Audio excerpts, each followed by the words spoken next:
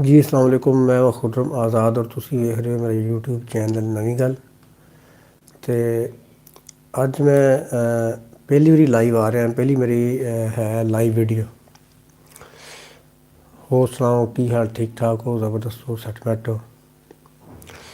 अच्छा, अज जी असी गलबात करांगे वो है जावेद चौधरी साहब के अज के कालम के मुतलक।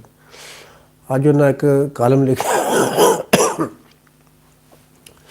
अज उन्हें एक कालम लिखा जिहदा कि उनवान है सीगा कीप लर्निंग।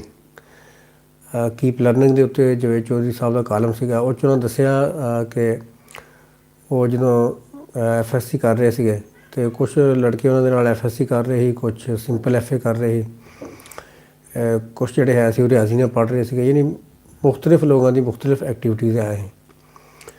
तो वो उन्हें भी देखा कि कुछ यानी कि वालीबॉल, क्रिकेट और फुटबॉल ये खेडते थे, कुछ जोड़े वो पढ़ते रहते बस, कुछ जोड़े फिरते तुरते रहते।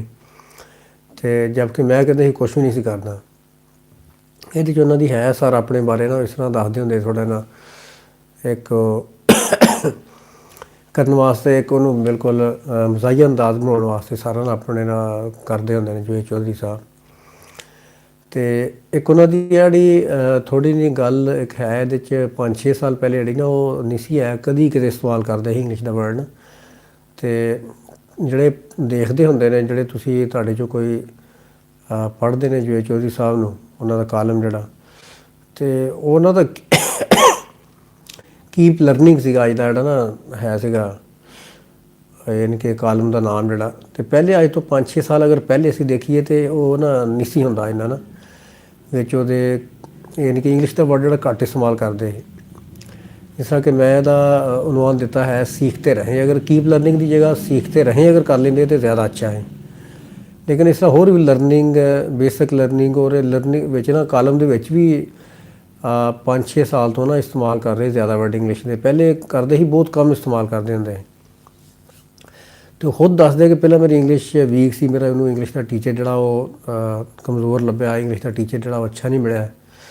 तो हुण जोड़ा इंग्लिश का टीचर आ वो मैनू उदों तो नहीं मिला, तो हुण अच्छे टीचर मिले कि हुण कहते कोचिंग लई सिक्ख्या। और इस कालम च उन्होंने दसिया कि लर्निंग इत्थे तक की कि दीवाने गालिब जोड़ा वो सिक्ख्या मैं, यानी कि छोटे छोटे कोर्स जोड़े कीते। तो इस तरह तुहानूं भी जिंदगी सिखते रहना चाहिए और सीखण तो जोड़ा ना शर्माना नहीं चाहिए कि तुसीं जिंदगी च अपनी ना सीखते रहो। जिन्ना तुसीं सिखोगे उन्ना तुसीं अगे वधदे चले जाओगे। और पहला तो ये फड़ो भी तुहाडा ना शौक की है, तुहाडा इंटरस्ट किहदे च, ये पहला सोच विचार करो।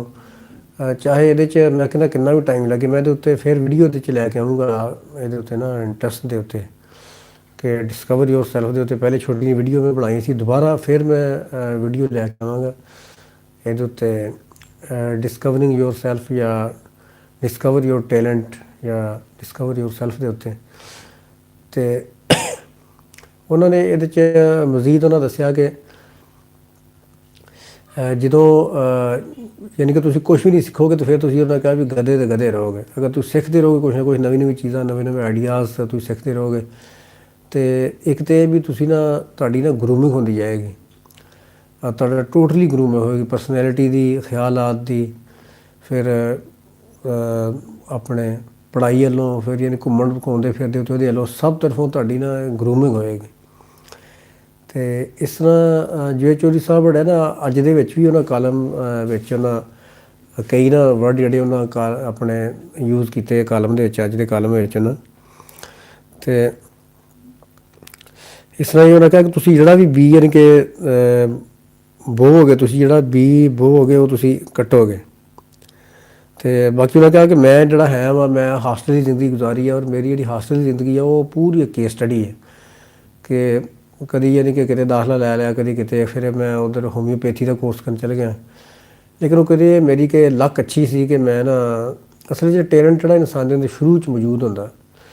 जावेद चौधरी साहब अपने को कह देंगे कि मैं कुछ भी नहीं हो, यानी कि शुरू च टैलेंट होंदा तो फिर वो अगे आउंदा। शुरू च उन्होंने है सी लेकिन वो पता नहीं चल रहा उन्होंने। जो फिर वो हॉस्टल च गए MA करने वास्ते इस्लामी यूनिवर्सिटी बहावलपुर, तो उत्थे वो मैस कम्यूनीकेशन च मास्टर कर रहे थे। उत्थे पिछले कालम च उन्होंने दसी, इस कालम च नहीं दसी उन्हें चीज़। वो उन्होंने दसिया कि वो ਉਹ ਯਾਨੀ ਕਿ ਇੱਕ ਟੀਚਰ ਸੀਗੇ, ਉਹਨਾਂ ਨੇ ਪੜ੍ਹ ਰਹੇ ਸੀਗੇ ਉਰਦੂ ਦੇ, ਯਾਨੀ ਕਿ ਇਹਦੇ ਵਿੱਚ ਨਾ ਟੀਚਰ ਸੀਗੀ, ਕੋਈ ਟੀਚਰ ਉਹਨਾਂ ਦਾ ਛੁੱਟੀ 'ਤੇ ਸੀ, ਅਤੇ ਇੱਕ ਹੋਰ ਟੀਚਰ ਜਿਹੜੇ ਹੈ ਸੀ ਉਹਨਾਂ ਨੇ ਉਹਨਾਂ ਦਾ ਪੀਰੀਅਡ ਲਿਆ, ਅਤੇ ਉਹਦੇ 'ਚ ਉਹਨੇ ਦੱਸਿਆ ਕਿ ਕੋਈ ਚੀਜ਼ ਉਰਦੂ ਦੀ, ਕੋਈ ਪੜ੍ਹੀ ਉਰਦੂ ਅਦਬ ਦੀ, ਉਹਦੇ 'ਚ ਉਹਨਾਂ ਨੇ ਤਸਹੀਹ ਕੀਤੀ ਵੀ ਇਹ ਚੀਜ਼ ਇਸ ਤਰ੍ਹਾਂ ਨਹੀਂ ਇਸ ਤਰ੍ਹਾਂ। ਅਤੇ ਜਦੋਂ ਉਹਨੇ ਇਸ ਨੇ ਕਿਹਾ ਵੀ ਤੁਸੀਂ ਪੜ੍ਹ ਕੇ ਸੁਣਾਓ ਥੋੜ੍ਹਾ ਨਾ, ਪੂਰੀ ਉਹ ਸਾਰਾ ਸਫਾ ਨੰਬਰ ਹਰ ਸ਼ਾਇਦ ਵਿੱਚ ਉਹਦੀ ਸਾਨੇ ਪੜ੍ਹਤੀ। ਫਿਰ ਉਹਨੇ ਕਿਹਾ ਮੁਮਤਾਜ਼ ਮੁਫਤੀ ਸਾਹਿਬ ਨੂੰ ਪੜ੍ਹੋ, ਤੁਸੀਂ ਪੜ੍ਹਿਆ ਕਿ ਨਹੀਂ। ਫਿਰ ਉਹਨਾਂ ਹੋਰ ਕਈ ਨਾਂ ਲਏ ਜਿਹੜੇ ਕਿ ਮੈਨੂੰ ਇਸ ਟਾਈਮ ਪਤਾ ਨਹੀਂ ਹੈ, ਕਿ ਤੁਸੀਂ ਦੱਸੋ ਵੀ ਉਹਦੇ 'ਚ ਹੋਰ ਯਾਨੀ ਕਿ ਕਿਹੜੇ ਕਿਹੜੇ ਨਾ ਆਥਰ ਨੇ, ਮੁਸੰਨਫ ਜਿਹੜੇ ਨੇ, ਉਹਨਾਂ ਨੂੰ ਪੜ੍ਹਿਆ ਹੈ ਤੁਸੀਂ? ਉਹ ਕਹਿੰਦੇ ਜੀ ਨਹੀਂ, ਮੈਂ ਕਿਸੇ ਨੂੰ ਨਹੀਂ ਪੜ੍ਹਿਆ। ਉਹਨਾਂ ਨੇ ਕਿਹਾ ਤੁਸੀਂ ਉਹਨਾਂ ਨੂੰ ਪੜ੍ਹੋ, ਲਾਜ਼ਮ ਉਹਨਾਂ ਨੂੰ ਪੜ੍ਹੋ, ਜਿੰਨਾ ਤੁਸੀਂ ਪੜ੍ਹੋਗੇ ਤੁਹਾਡੇ ਵਾਸਤੇ ਨਾ ਅੱਛਾ ਹੋਏਗਾ। ਫਿਰ ਉਹਨਾਂ ਪੜ੍ਹਨਾ ਸ਼ੁਰੂ ਕੀਤਾ, ਪੜ੍ਹਨ ਤੋਂ ਬਾਅਦ ਫਿਰ ਉਹ ਦੁਬਾਰਾ ਅੱਗੇ ਆ ਗਏ।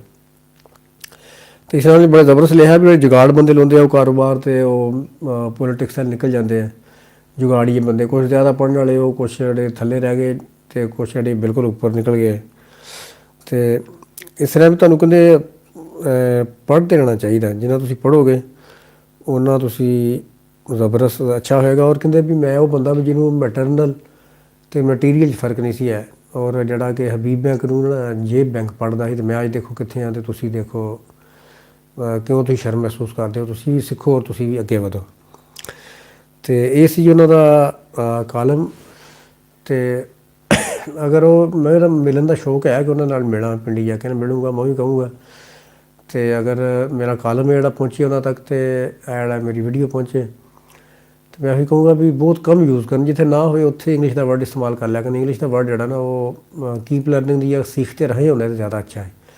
ਕਿਉਂਕਿ ਕਈ ਬੰਦੇ ਜਿਹੜੇ ਇੱਕ ਤਾਂ ਸਾਰੇ ਉਹਨੂੰ ਟੱਚ ਕਰਦੇ 10 ਸਾਲ ਤੋਂ ਲੈ ਕੇ 70 ਸਾਲ ਤੱਕ, ਜਿਹੜਾ ਬੰਦਾ ਉਹਨਾਂ ਦਾ ਕਾਲਮ ਪੜ੍ਹਦਾ, ਇੱਕ ਵਾਰੀ ਯਾਨੀ ਕਿਹੜਾ ਕਾਲਮ ਪੜ੍ਹਦਾ ਉਹ ਕਾਲਮ ਖੁੱਭ ਜਾਂਦਾ, ਉਹਨਾਂ ਦੇ ਕਾਲਮ ਦੀ ਬਹੁਤ ਬੜੀ ਖੂਬੀ ਹੈ।